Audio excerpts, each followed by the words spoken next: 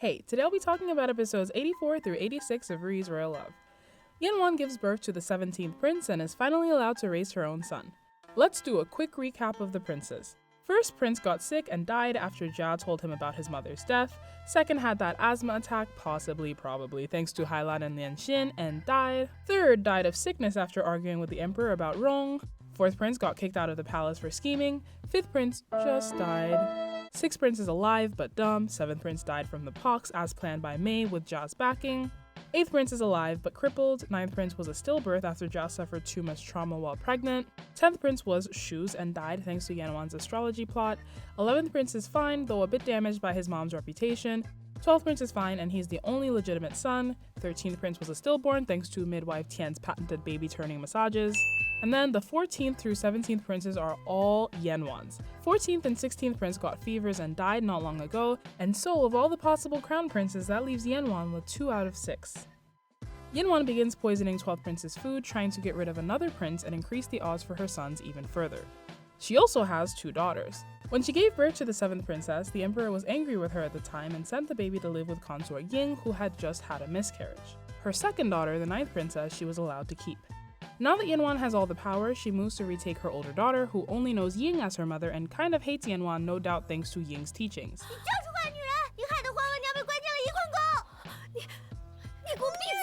Well, that's not gonna make her like you anymore. So of course, 7th princess doesn't want to go with her, she wants to stay with her mom, and Ying obviously loves her very much. YanWan wants her servants to slap Ying for raising her daughter so poorly, but before it can come to that, the Empress Dowager arrives. After getting a handle on the situation, she orders that the princess is to remain under Ying's care since she's the only mother she knows. YanWan makes her first grave mistake.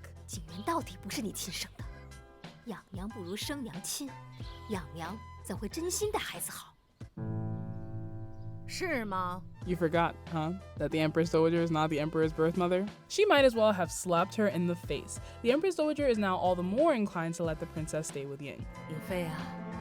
好好看顾着景元，你记住了，孩子和谁最亲，谁就是他的亲娘娘。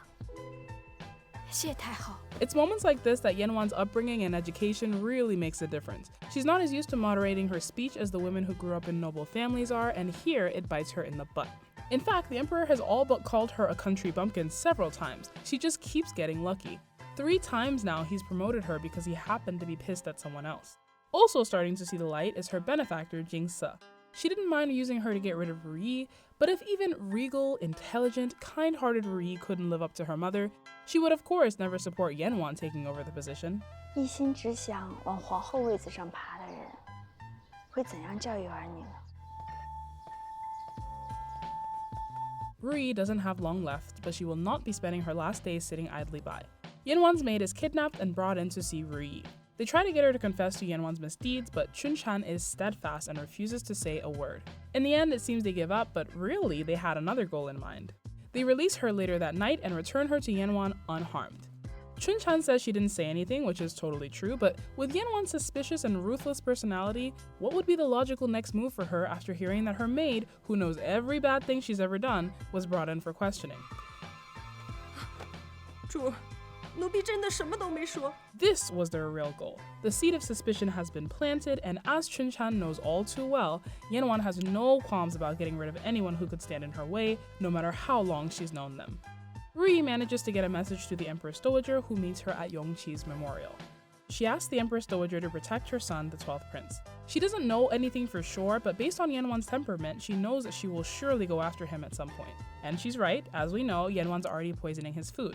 Luckily, the Empress Dowager agrees to have 12th Prince moved into her palace, so YanWan can no longer get to it. This is all just coincidence. At this point, no one actually knows about the food being poisoned. But YanWan thinks they must be onto her, and there's only one person who could have told RuYi. We know Chunchan's innocent. Well, innocent of revealing YanWan's secrets anyway, but from YanWan's point of view, it's just way too much of a coincidence. Living with the Empress Dowager, 12th Prince's appetite goes way down, as at this point he's already addicted to the mushrooms YanWan has been having put in his food. The Empress Dowager decides to look into whoever his cook was so they can keep making food for him and bring his appetite back. Jingse suspects she's thrown her backing behind the wrong horse. She has her servants follow YanWan around, and they overhear her telling her son things like, "The emperor and the country are important, but you must always put me first." 你心里呀，只能想着额娘。Dangerous mentality for a possible future emperor to have. She reports this to the emperor, and he decides to have her children again taken away to be raised by others. Her youngest son, the 17th prince, is sent to consort Ying, her younger daughter to imperial concubine Ke, and 15th prince is sent to the dowagers. Additionally, the Mongolian consorts are now no longer under her management and should be allowed to abstain from any sort of mandatory greetings. 那本宫还算什么皇贵妃？ It's a heavy blow, and again, who else could possibly be to blame? 你这个贱婢！ I kind of feel bad for Chunchan here. She was actually 100% loyal to YanWan. The next day, when Chunchan comes in to prep YanWan for the day, you can cut the tension with a knife. But it seems that YanWan had a change of heart. 本宫昨日一时糊涂，还疼我。 She offers to put some lip powder on her as an apology.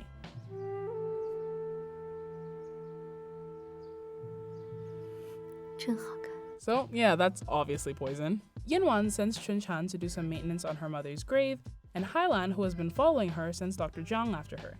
He finds her on the way to the grave in more ways than one. Luckily, he's just in time to give her medicine. Meanwhile, Hailan goes to see YanWan's head eunuch and tells him that Chunchan is dead. Lan Cui, creepy eunuch, and now Chunchan. I wonder who will be next. Toodaloo! The emperor gets very ill.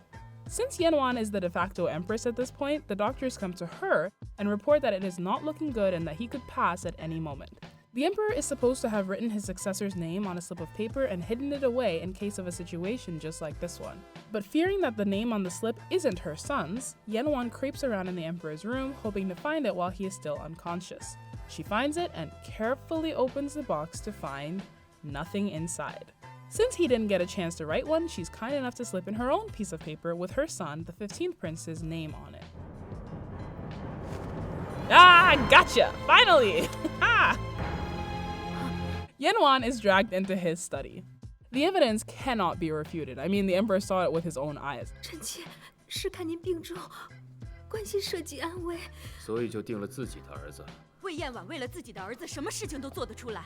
Hailan enters with all the evidence she's been collecting to bring YanWan down. She tells the emperor that YanWan is the one who arranged for Yunjiao to marry and slowly kill the 5th prince, and she has an indisputable witness. 怎么皇贵妃见奴婢没死，很惊慌吧？ She tells the emperor that YanWan tried to have her killed so she couldn't talk, and now she's ready to do just that.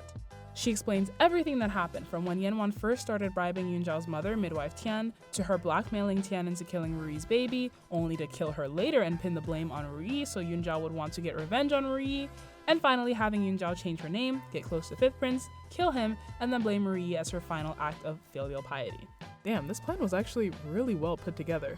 好啊，你害死了朕的永琪，又害死了朕的永景啊！ 皇上， Witness number 2, YanWan's brother Zhou, who Hailan had brought back from the border where he was serving his punishment. He admits that their mother had nothing to do with the voodoo dolls, midwife Tian, or 13th prince's death, and that she only admitted to it to save him and YanWan. And Chunchan adds that those aren't even the only children she's killed.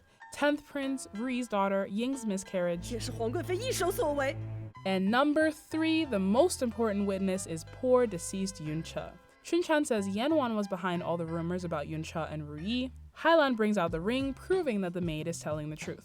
皇贵妃意图勾引凌云彻生子夺宠，幸好凌云彻坚决不肯，这才罢休。贱妇！ YanWan is impressive though, and is actually starting to talk her way out of it. Isn't it weird how everything worked out so perfectly as to blame me for literally all the evil in the harem? I mean, she is, but she says it in a way that even I'm like, that is pretty far-fetched, isn't it? Then the Empress Dowager shows up. She says she started looking into 12th Prince's food because he was complaining about the food in her palace. She found that the mushrooms his previous cooks were feeding him were addictive and eventually would have killed him. 是皇贵妃安排奴婢在12阿哥的饮食中下过此物。 The Empress Dowager also brings a gift from RuYi, a banner with one flag for every person that she has harmed. I could not even begin to remember. 自己都不记得了吧？ Of course, there are all the big names, but YanWan would also have random people do things for her and then turn around and kill them so they couldn't confess later. This is a long enough list, but there are plenty more that RuYi would have no way of knowing about. The Emperor has servants force YanWan to bow in front of each and every one of the names.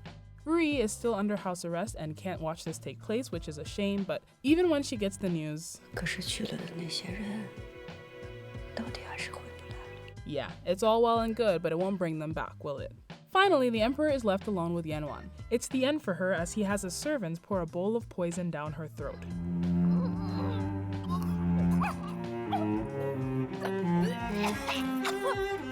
The jig is up now, so YanWan doesn't mince words. She tells him that not one person in the harem truly cares about him. 是啊，一坤宫娘娘对您倒是真心，但还不是为你断了发，被你进了族。 The servants take her away as her stomach pain starts, and by the time she's brought back to her palace, she's fading fast. Good riddance. The next morning, at long last, RuYi's doors are opened. All of the consorts are ready to greet their empress, but RuYi doesn't come out. RuPei comes out to report that RuYi is tired and doesn't want to see anyone. Hailan is so cute here. Ooh, sorry guys, why don't you head back and I'll let you know when she's ready to see you. And RuPei has to gently tell her that she's also not allowed in. Liu is brought back to the palace and he is very happy to carry out his first task of returning the empress's ceremonial objects. But he too is turned away at the door. It looks like RuYi does not intend on spending her last few months by the emperor's side. The Empress Dowager tells the Emperor that RuYi really did love him, he should have treated her better, and you know what? Shut up. Just shut up. We needed this support years ago, not now. Just that. You know what good these sad expressions do? None. It's maddening. Now the Emperor regrets it all. Now the Empress Dowager is supportive. Now she's gotten rid of the biggest evil in the harem, and it doesn't matter. She's so close to death. This drama is so depressing, and I love it so much. YanWan really was a phenomenal villain. It took the Empress Dowager, RuYi, Hailan consort, Rong, Dr. Zhang, all these people working together to finally bring her down, and even then it was only a few missteps that kept her from getting away with everything. And as easy as she was to hate, I don't think I really hated YanWan. I thought about it again and again since I started watching these harem dramas, and I'd love to hear your thoughts as well, but I just don't see how this could ever work out for anyone. How can 20 people share one man and live happily together? The Emperor was shit, but truly, even if he had been a great man, a wonderful husband and father, I think the harem would still be full of lying and killing and all the rest of this. Because what are your options? You're stuck here. This is your life now. So do you want to just focus on being in a loving relationship? Well, now everyone's jealous and out to get you. Or maybe you don't care about romance and just want a child to love and watch grow? Nope, there it is again, everyone's after you. Do you want to try ignoring the Emperor and maybe just make a few friends? Well, whoops, by befriending her, you've now offended her, and congratulations, you're now being used as a pawn in this horror show. So really, what, you just never talk to anyone, ever? Die alone in your palace without a single friend, lover, child, no one to share your life with? Honestly, a character who could live through all this and still be more or less morally upright is the weirdo in this situation, not YanWan. And even RuYi made a ton of mistakes that did cause people to suffer in the end. Keeping your hands clean is all well and good, but when your inaction causes others to suffer, aren't you also part of the problem? I don't know, guys. The end of this drama has me in a really depressed, introspective mood. All I can say is I am endlessly grateful this was not my life. Till next time, thanks for watching.